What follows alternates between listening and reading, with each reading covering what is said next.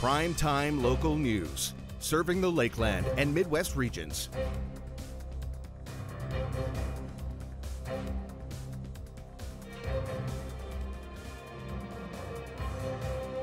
City of Lloydminster and the County of Vermilion River have been working together to establish better collaboration moving forward.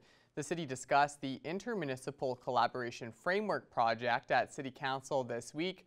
Both municipalities have been neighbors for some time now and have been unable to form an agreement due to the Lloydminster Charter, which has undergone some changes, allowing the two to work together.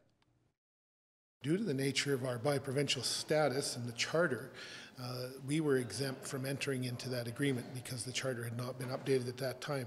It was recently updated this past December, which resulted in the discussion starting with the County of Vermilion River. The city and the county are both eager to start this new arrangement together moving forward. So this will have the opportunity for the county and the city to discuss recreation, fire protection, and roads and numerous other items that fall into that framework. And that was set out by the province of Alberta to ensure collaboration between neighbors and help to facilitate a relationship building. And this is the process that we're going through and working with a consultant to help bring us together on that. Despite being discussed at this week's regular council meeting, the final verdict on the framework will be finalized in the upcoming months.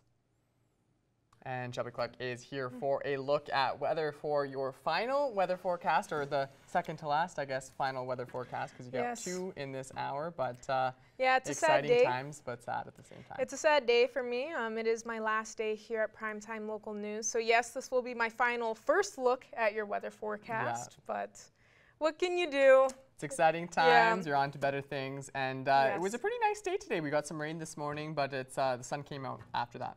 Yeah, exactly. I thought it was kind of like, you know, perfect for my day. A little bit of bittersweetness. Yeah. Rain right off in the morning, and then we start to have a little bit of sunshine peeking behind those clouds throughout the day. So I would still say it has been a beautiful day here in the border city. So I think it reflects really well of how I'm feeling about my last day here. But it has been an honor being the weather woman for here in Lloydminster.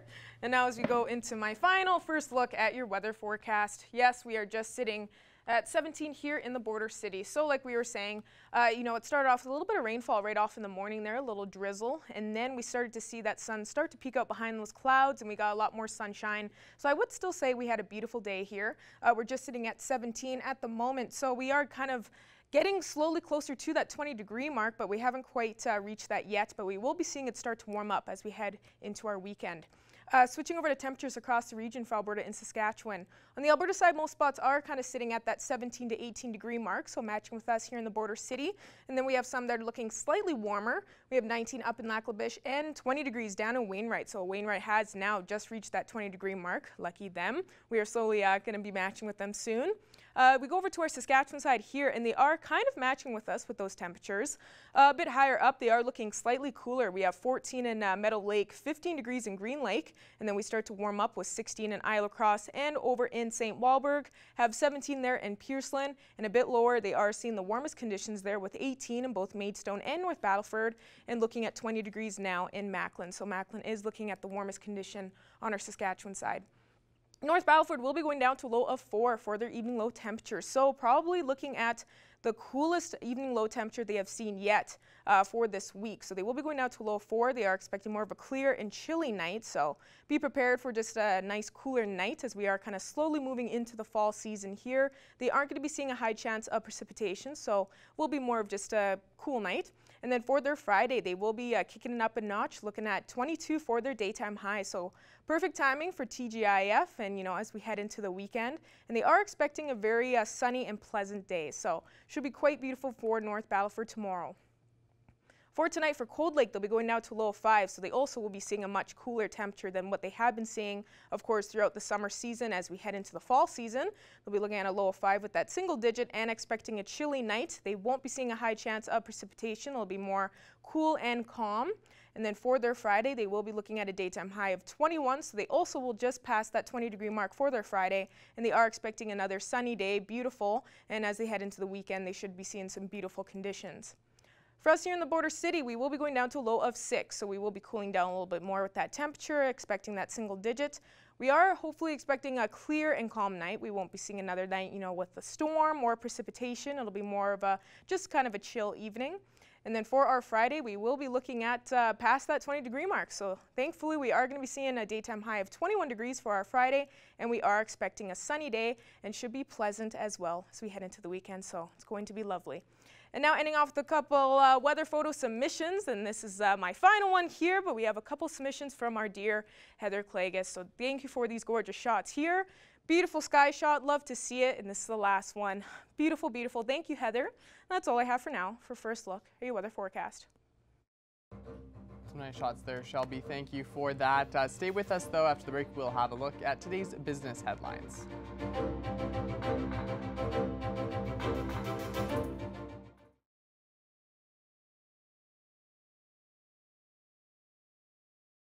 And looking at local sports now, the Holy Rosary Raiders football team is preparing for their regular season this week. Our Thomas Wildman has more on the team's hopes to repeat as provincial champions.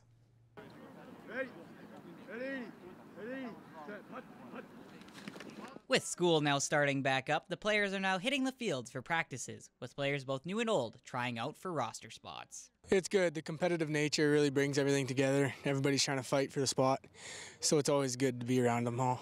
The Raiders were one of the best teams in the province last year, but head coach Vince Oreo isn't going to let the players become complacent because of success. I mean, you have to instill in the young guys that, nothing's given, everything's earned, so doesn't matter what happened last year, that was last year, and, most people have forgotten about that already, and they're only looking forward to this year. So we want to replicate what we did last year. We want to win league championship. We want to win a provincial championship.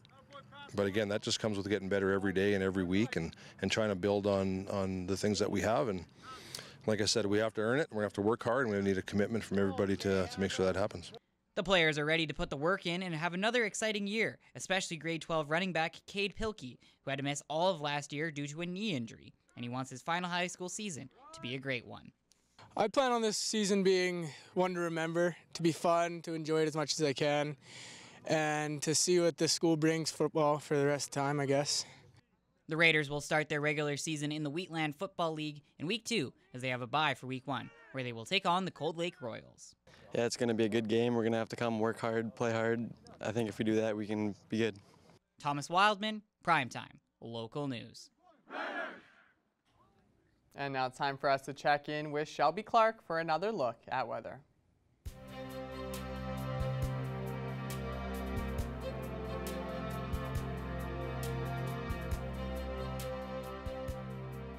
Thanks so much again there, Mr. Jace Mackey. Yes, now taking an extended look at your weather forecast. We'll be starting off with our central zone of the provinces.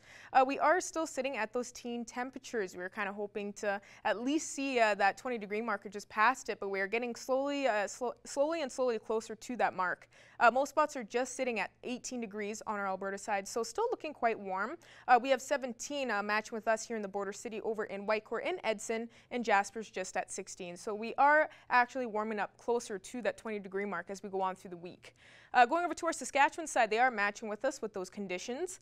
15 in Meadow Lake, while most spots are just sitting at 18, so just a couple digits off from that 20-degree mark. They were looking warmer yesterday as we were kind of checking out the Saskatchewan side in our central, northern, and southern zone, but it seems like they have started to cool down for today, kind of matching with us a little bit more. Going over to our northern zone, they are still looking quite cool in some areas. We have 11 degrees up in Uranium City, while it's 13, 14 in Stony Rapids and Wollaston Lake. But then we start to warm up and kind of match with our conditions is what we're seeing in our central area. 16 in both Laloche and Buffalo Narrows. Then we have South End and Flin Flon just at 18, 19, so even getting closer to 20 degrees on that side. Going back over to Alberta side here, they actually have one spot that is now just hitting that 20-degree mark over in Grand Prairie. The rest are just seeing those mid-teens and getting closer to that 20 degrees, kind of what we're seeing in our central area. Looking at 15 in Fort Tripon, as they are seeing the coolest condition on this side, 16 in both High Level and Slave Lake, and then Fort McMurray, Peace River, both at 17. So not looking too bad in our northern zone. Now as we check out our southern zone, they are still probably looking at the warmest conditions on our Alberta side compared to what we have been seeing in our central and northern. 23, 24 still looking quite warm in Lethbridge and Medicine Hat as they are still sitting at those mid-20 temperatures. 20 degrees now in Coronation, while Calgary and Banff are just underneath it with 18, 19. Going back over to our Saskatchewan side here, they are just looking past that 20-degree mark, 21 in most spots, and then over in Estevan at 25. So looking at the warmest temperature there in Estevan as they are even getting closer to that 30-degree mark. But now as we look at some overnight evening lows for tonight as we head into our Friday here on this list in our surrounding area, we are expecting those single digits once again and even cooling down a bit more from what we have been seeing for the past few evenings. A low of 4 expected in most spots, while it's a low of 6 for Provost tonight, and Isle La Crosse will be expecting a low of 9. So we are going to be seeing that single digit once again as we are kind of heading a little bit more into the fall season, but there won't be a high chance of precipitation in any of these spots. We all are mostly expecting more of a clear and calm night, but we are going to be cooling down quite a bit more, so just be prepared. It's going to be quite chilly. Looking at our hourly forecast for our Friday here in the border city, we will be finally going past that 20-degree mark. We'll be starting off still quite warm with around 12, 13 degrees in the morning. Then as we hit our mid-afternoon for our daytime high, we will finally be reaching around 20, 21 degrees. So I think that is quite gorgeous for what we can have for our Friday. So we head off into the weekend, because once we pass that Friday, we will be looking at 22 and 23 for Saturday and Sunday. So beautiful conditions for the next few days. I think this is, great to see. We're slowly cooling down this week, but, it's finally like we're kind of kicking it up a notch, kind of to end off the summer season. So 22, 23 Saturday and Sunday with a mixture of some sun and cloud. Beautiful weekend indeed. And then we will even look at warmer conditions on Monday and Tuesday, 24 and 25. So we will be reaching those mid-20s as we start off next week, which is absolutely gorgeous. We are going to be seeing much sunnier days ahead as well. So make sure you didn't put away your shorts and t-shirts just yet. We may have a couple weeks to still use them, and then as we pass next Tuesday, we will slightly cool down, but at least we will be looking past that 20-degree mark with 21 on Wednesday and looking at 22 next Thursday. And that's all I have for now. All right, Jason Mackey, we'll have our news coming up after the break.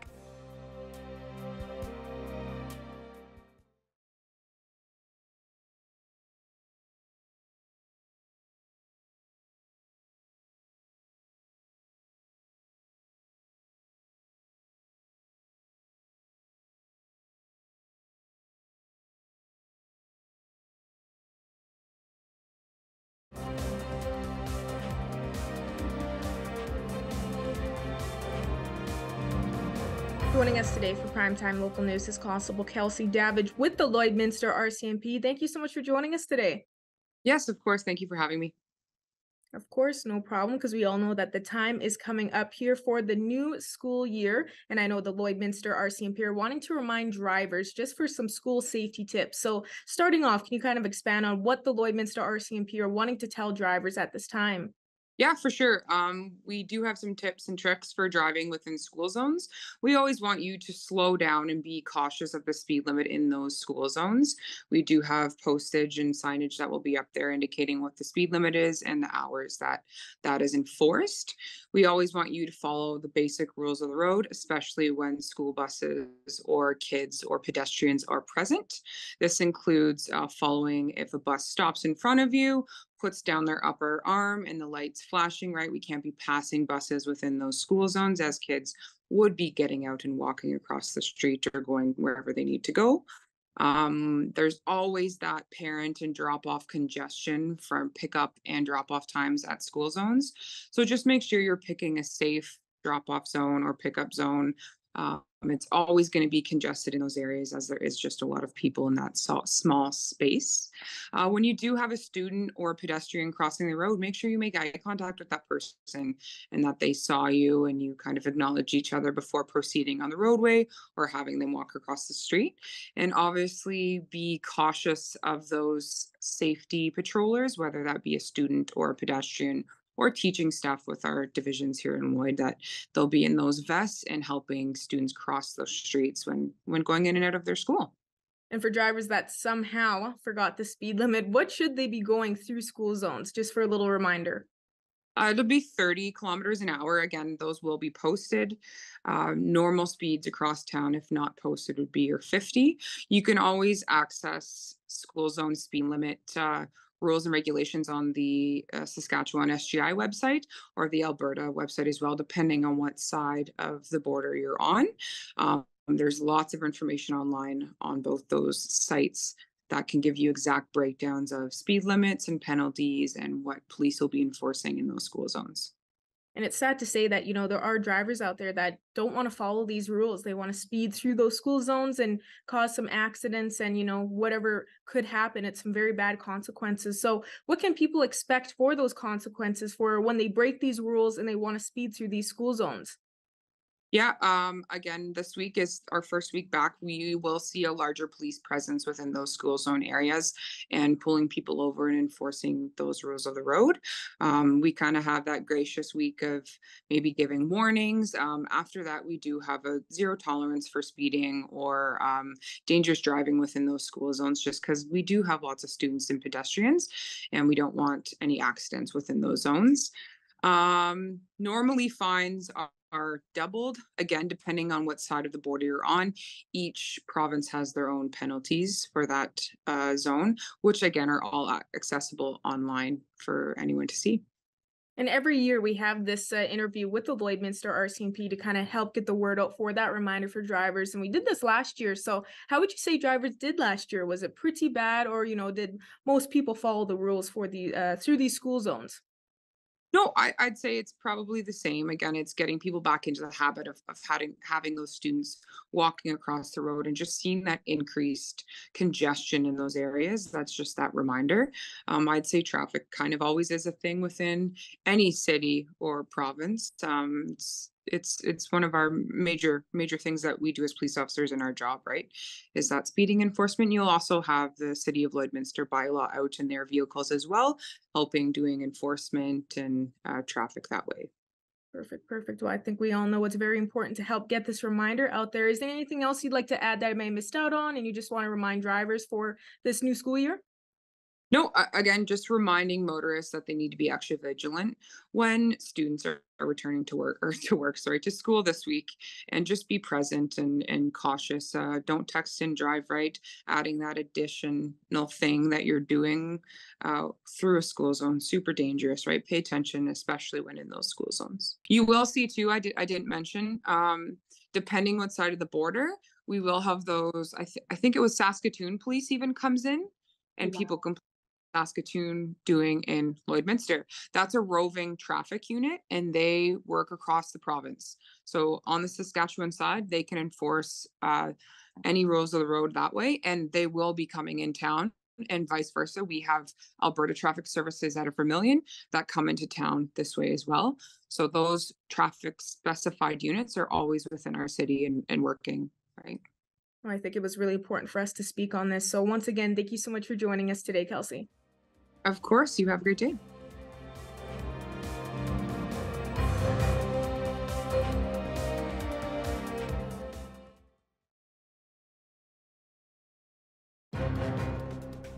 Furniture set and design supplied by Furniture Gallery, downtown Lloydminster. I'm pleased to be joined here today on Primetime Local News by Joanne Weinkoff. Now, you're the Executive Director of the Hope Giver Society? That's correct, yes. So we're excited to have you here, Thank you. Kind of a new organization here in Lloydminster. So I'll give you an opportunity to kind of tell us a little bit about what Hope Giver Society is. So yes, like Hope Giver is, it's a hub, a place where people can bring their vision, their plans, even ongoing project, and if they don't have a team, we're here. So the slogan is really like realizing your dream, and with the right team for the betterment of your community. That's exciting. Now, we were talking a little bit about what this was beforehand, and you were sharing that there's you want to help different kind of aspects of the community. So let's start with some of the stuff you've been doing with young people here in Lloydminster. So yes, so last summer there was someone that would like to share his talent in playing this bandora. Is that okay? Yeah, for yes, sure. Yes, so this is a four-string instrument, Yeah. and there's this person that lives in Lloydminster that would like to share his skill, but he has nobody to share his skill. Yeah. So it just happened that we know newcomers here, the kids, and they're just stuck in their apartment. They don't know anyone. They don't have anything to do. Yes, they don't have friends. The parents like saying, oh, you're in your gadget all the time. Yeah. And then, yeah, they learn new skill, and they met new friends, and Lloydminster becomes their home. So they're able to connect with different people through learning this instrument correct, here. yes. That's exciting. Yes. That's fun. And thanks for bringing it in. It's nice to see it here in person. Now we can talk a little bit about the work with seniors, because you're trying to give them a way to make a little bit of a livelihood, but also have fun at the same time. That's correct. So I have a privilege to sit down with many seniors for many years, and it's disturbing to me. One story is many seniors, when coming to Canada, they were traumatized. It's because their children work 3 jobs, 2 jobs, and they're stuck in their home. So it's amazing how the community helped my vision, and then now we are trying to raise funds to fund the livelihood. I call it fun income for the seniors, and so ours is to recycle. So recycle some of the stuff that we have, so it save money and save the environment. So if they have like old clothing, so we make it like brand new, like this, right? And then just like this this pants here. People like it nowadays. They like something. They like their rips. Yes, but if they want the style inside, then these seniors can help them revise, make more fun in their clothing. So that's one of our project to provide so fun income. Take the clothes that maybe people would throw away, work on them, and then give them some new life. That's correct, yes. And it must be rewarding for them to be able to give back to their family and also have something to do with their day and their time as well. Very much, very much rewarding. And they call Lloydminster their new home. And really make it their community at the same time, hey? That's correct, yes. So talk to me a little bit about how you came up with this idea,